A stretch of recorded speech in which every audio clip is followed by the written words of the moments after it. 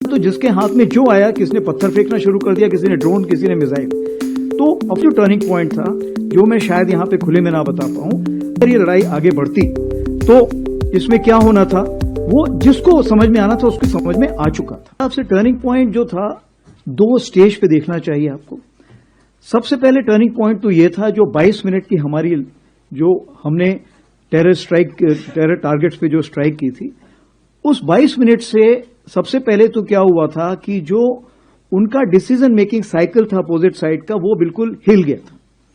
And उन्हें वक्त लगा समझने में।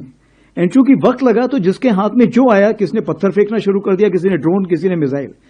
तो अफरा तफरी ऐसी मची हुई थी उस तरफ कि उनको समझ में नहीं आया क्या कार्रवाई हो रही है। और ये जो मिसमैनेजमेंट उस तरफ से हुआ था, उसको हमने कैलिब्रेटेड रिस्पॉन्स दिया, ताकि हम लड़ाई को आगे नहीं बढ़ाना चाहते थे, क्योंकि हमारा जो पॉलिटिको मिलिट्री एम था वो हमने पा लिया था।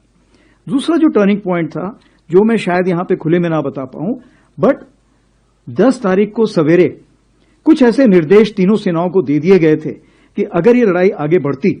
तो इसमें क्या होना था, वो जिसको समझ में आना था उसकी समझ में आ चुका था।